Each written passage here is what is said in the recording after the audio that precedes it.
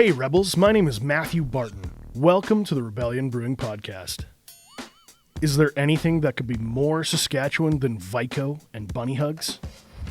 Wyatt Heiberg joins me today to talk about his company Flat Clothing and their latest collaboration with us here at Rebellion Brewing, the brand new Bunnyhug Beer. So let's get into it.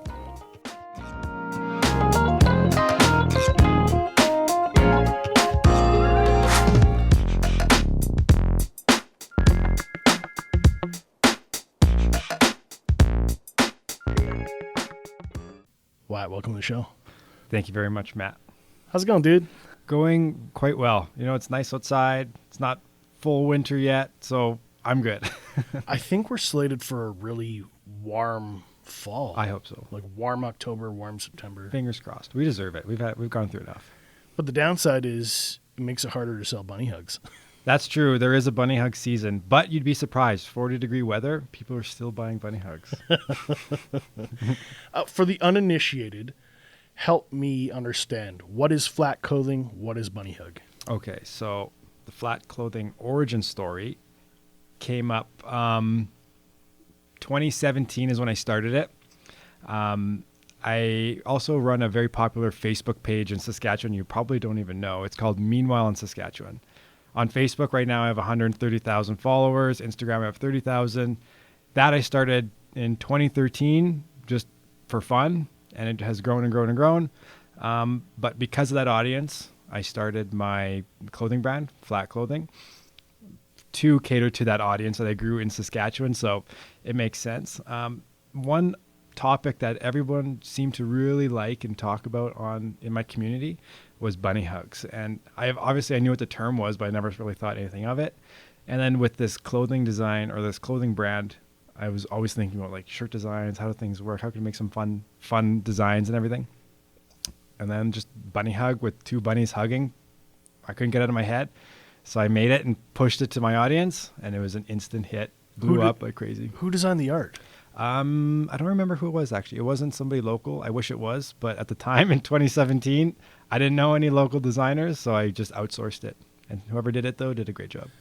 And I have seen Meanwhile in Saskatchewan. Okay. It's mostly like local memes, local Saskatchewan references. Yeah. Local memes, local photos, lots of landscape photography, stuff like that, promoting small towns, sunsets, elevators. And it's not like making fun of Saskatchewan. No. It's having fun while being in Saskatchewan. Yeah. So that was one thing it's one thing with the brand too that I try to push against is the stereotypes. My original slogan with Flat Clothing was using the stereotype to beat the stereotype.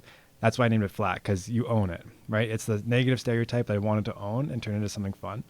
Same thing with Meanwhile in Sask. I just wanted a platform that, yes, you can poke fun, sure. That's what makes people laugh and everyone gets it. But it's not all the content. It's poking fun and making fun. It's promoting it and showing the rest of the Canada that, hey, there's actually stuff here and it's pretty cool. Do you know the origin of Bunnyhug? Have you looked it up? I have tried. I've had multiple people tell me where it's from. There's a few news articles out there. There's not a solid set in stone. This is how it started. Some people think it started in the 50s, 60s as a dance. Other people think it just started in like the 80s as just some slang. Some people said there's some dark history to it, which I'm not going to get into, but I'm like satanic rituals? Not quite. I think just kind of like maybe some racism in there, but I don't want to get into that. And fingers crossed that's not where it started from. Oh, okay. But yeah, I don't know exactly where it came from, but everyone in Saskatchewan for some reason calls hoodies bunny hugs. My research led me down the proverbial rabbit hole. Yes. And my understanding is Bunnyhug came from the hand mufflers that players would wear around their waist, and they would be made out of rabbit fur. You could warm your hands up, but then pull them out of the mufflers. Yeah. You see quarterbacks wear them. Yeah. Keep their hands dry, but now they're filled with like ShamWow instead of rabbit fur. Okay, so you can dry your hands off. They should keep rabbit fur. I feel like that would be okay, that makes sense. And then there's another story. So maybe that's where it came from. And the pocket in the front was supposed to be like that former accessory that we don't have anymore. Yeah. We don't, nobody wears mufflers Exactly. on their front. They just wear gloves. Exactly. And then some people even think it started because, you're wearing a bunny hug or a hoodie and it's cozy. And at the time, and when the hoodies were invented in the 70s, 60s, 70s, they were just like, how do I describe this? It's like a bunny hug. It's like hugging a bunny. So that's another way that you could even describe it. Do you delineate between zippers and front pocket? If you have a zipper, it's a hoodie. If you don't have a zipper, it's a bunny hug. On this, we agree. Yeah. Most people will agree. Just read my comments. When I stir up an argument on Meanwhile in Sask about bunny hugs and hoodies, everyone chimes in. You'll see 3,000 comments and people are correcting everyone on what a bunny hug is. So it's quite entertaining. I always call zipper hoodies like zippies or hoodies. That's cool. Zippies. And then, because you get the zipper. Yeah. And then, today I'm wearing a bunny hug because we're doing the Bunnyhug podcast. Yeah, very fitting. And but I like the zipper because I'm a big fat guy, so I want to cool off. Yeah, that's fair. Some people prefer the zippers. Until they get zipped up into your beard or something. Yeah, just watch the beard. So overall, we're doing this Bunnyhug Beer collab. You've got to tell me from your perspective how we got here. How did this come to be? The Bunnyhug Beer collab. Well, I was looking for collaborations to do with local people in Saskatchewan. A beer was something I had in mind for a while. And then it hit me one day. I need to contact Rebellion, see if they want to do a beer collab. Obviously, why did this take me so long? And then I reached out to Mark and I was like, hey, Mark, do you want to collab on a beer, make a Bunnyhug beer? And he replied, he's like, I was literally doing this yesterday and I had a designer make a Bunnyhug I wasn't too happy with, or a Bunnyhug design he wasn't too happy with. He's like, yes, obviously, let's do this. So I was like, perfect. Let's go. I was sitting beside Mark when he took the call, and the week before, and this is what my perspective was, we had talked about it. We wanted to do something with the Saskatchewan theme. Bunnyhug made sense, but nothing worked. And we were ready to give up. And then the phone call rang. Oh, I saved the day. That's usually how it goes. This beer wouldn't exist without you giving us a call. Just reaching out, being like, why am I not reaching out to Rebellion making a Bunnyhug beer right now? Yeah. That's funny. Because we have like a million ideas, but you only see 1% of the... Yeah. There's a lot of crap. Well, I'm glad it worked out. And the design, I know this is a podcast and you guys can't see it, but go to Rebellion, get the Bunnyhug beer, little plug, take a look at the design. I think it's definitely one of my favorites. I'm a little biased, obviously, but it's a great looking can. It catches my eye. My friends have said the same thing. They've gone to the store and they're like, oh, wow, that one just pops. It's interesting. They've also tried it and said it's really good. So don't take my word for it. Go get it yourself. Give it a taste test and see if it's any good. Well, how about I crack this can? Crack it open. We go for a little taste test. Do it. Yeah. Okay.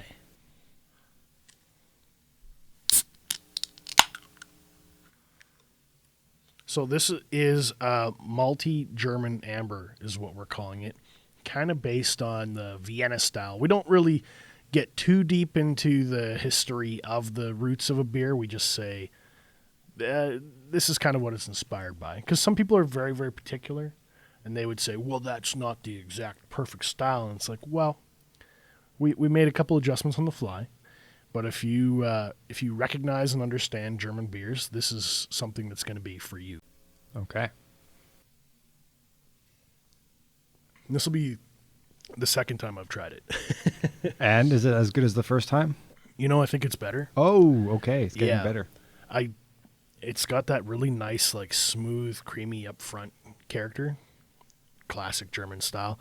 And then that little bit of a toasty, bready finish. Okay. If you don't like a beer that melts your face with hops, if you want something that's more classic, I think that's what this is. Okay.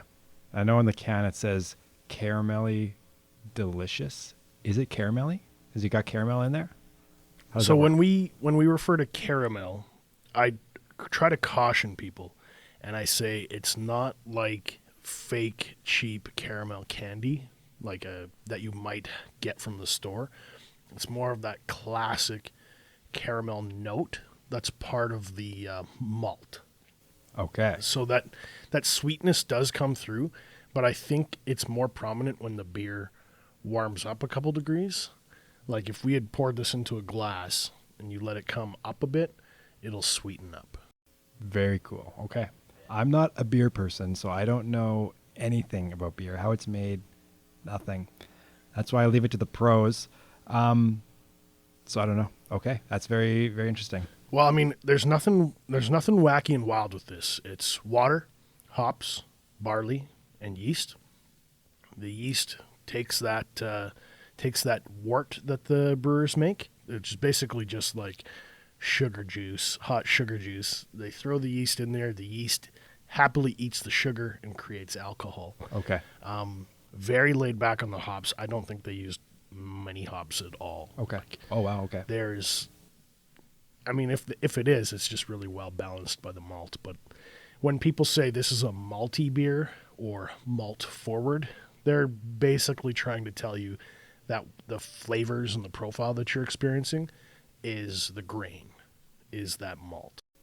Okay. So. Okay. Do you toss flavoring in the beer ever? Not in this one. Okay. Some beers you do. Like with the cerveza, for example, we have lime zest and we have lemon zest. Cool. So you can get lime and lemon flavors. Gotcha. But I wouldn't call it like a flavoring. It's from the fruit itself. Okay. Gotcha. So yeah, you're not going to toss in fruit flavors. You'll toss in fruit. We don't use fruit flavors. No. Okay. That would be like a sin. Oh, okay.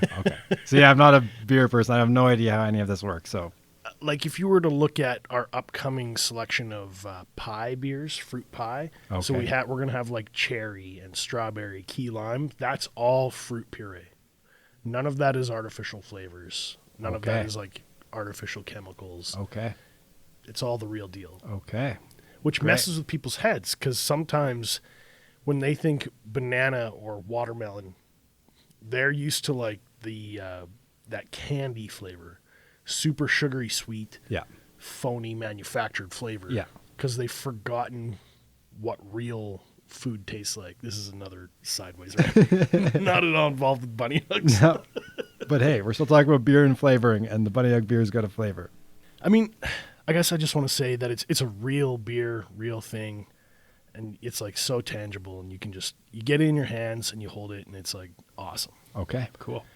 And the other thing I love about this can is it's got tons of Saskatchewan references with the orange prairie lily.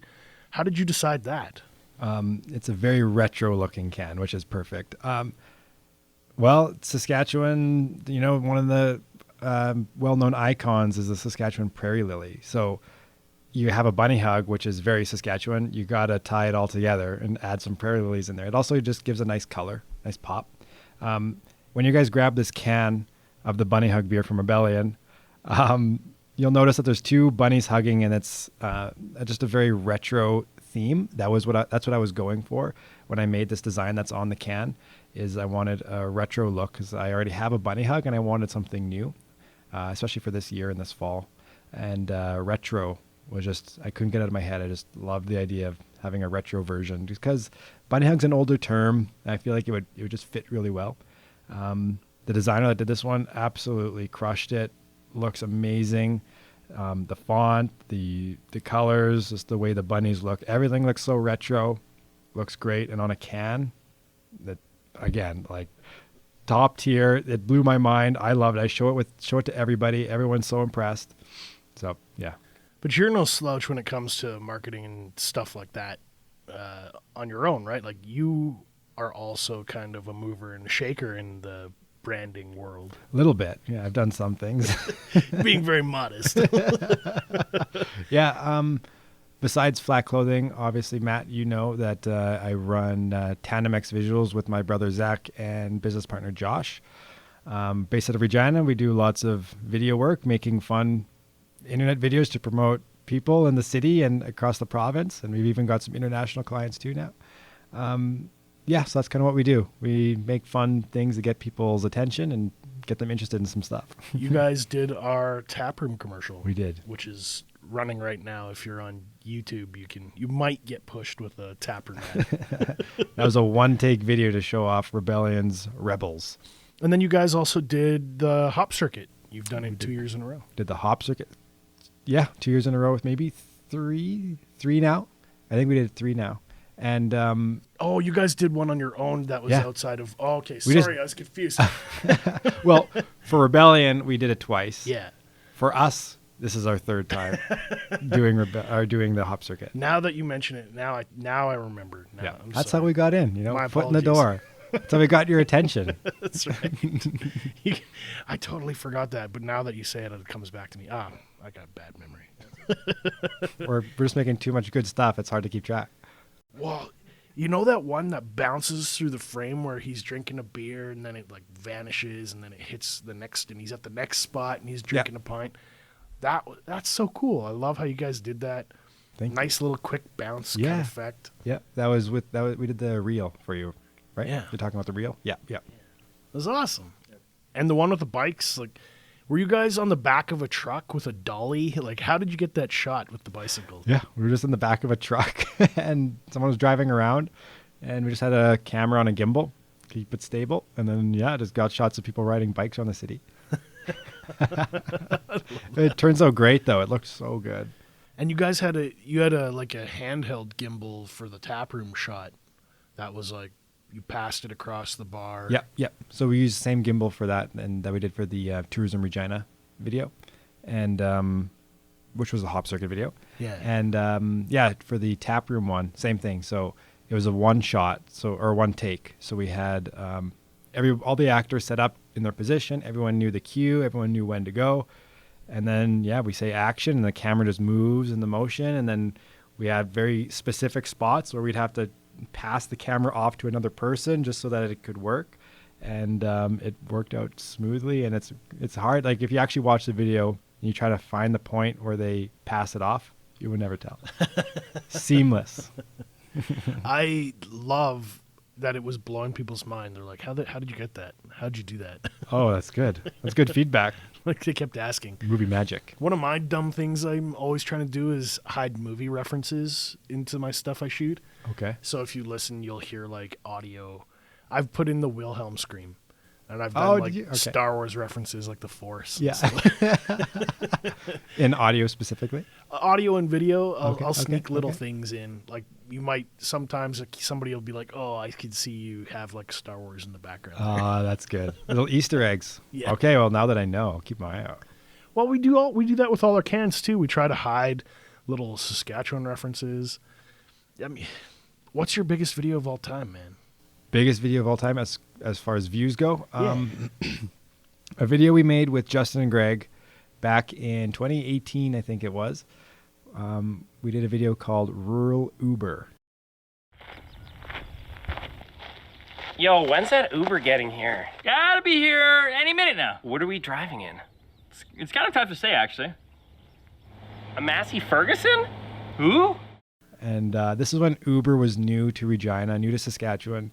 And I wanted to make a fun video to kind of talk about it and push it on my Meanwhile in Saskatchewan page. And we had Justin and Greg at the time. They were a duo, internet duo.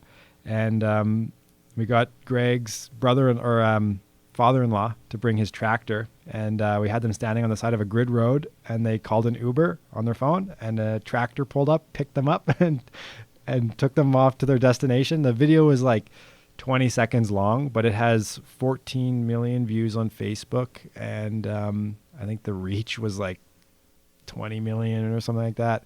It exploded on Facebook.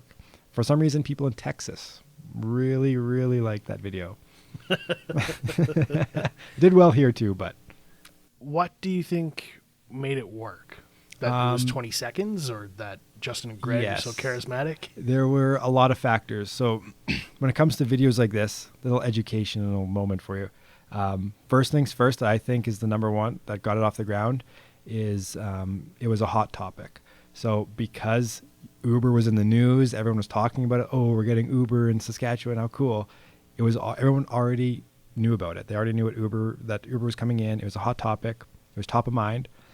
That paired with a quick 20-second humorous video, very engaging intro, catches your attention, what's going on. We had text on screen too, and it said Rural Uber. So immediately you're curious. What is this about?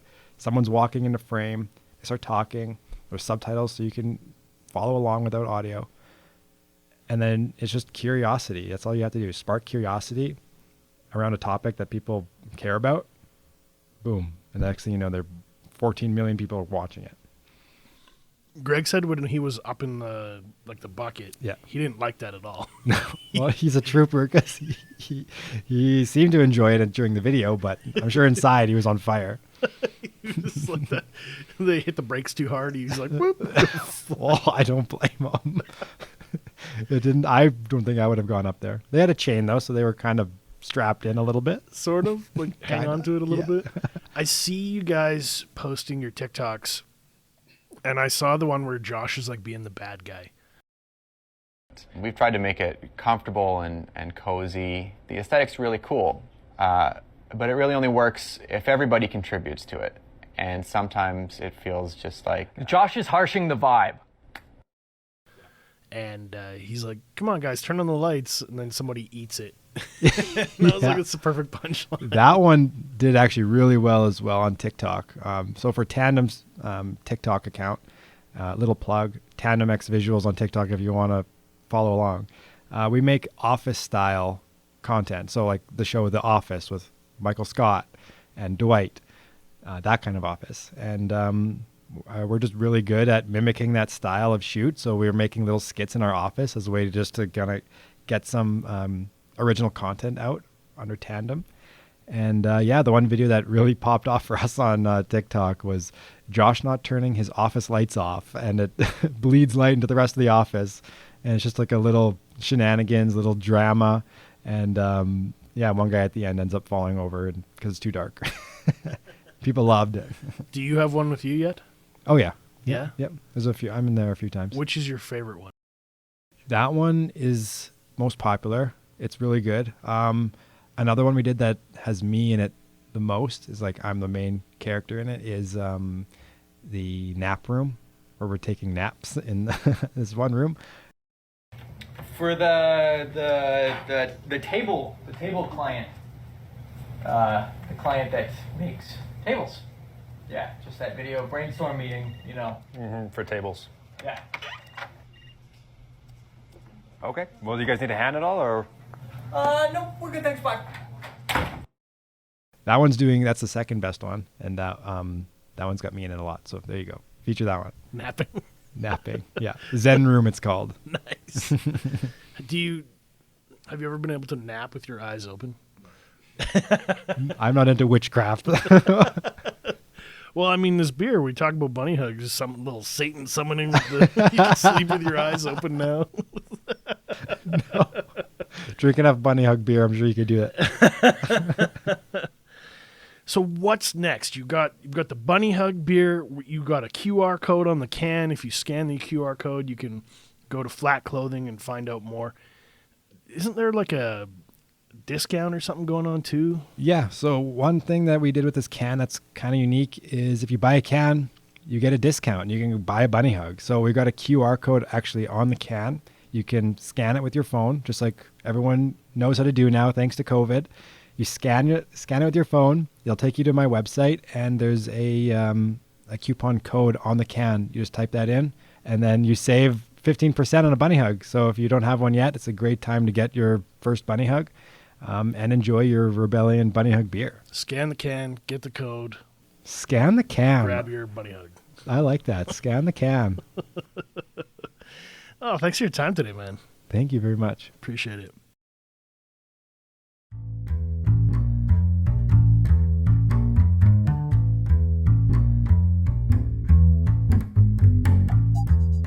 Rebels, thanks for listening today. If you have any questions or comments about this episode, be sure to join us on our brand new Facebook group page, the Rebellion Brewing Podcast. I'm going to include links to all things Flat Clothing and Tandem X in the show notes. Be sure to check them out.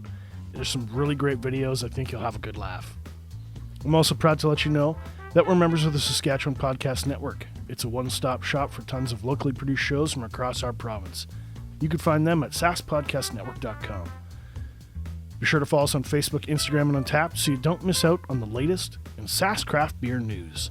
Thank you for joining the Rebellion.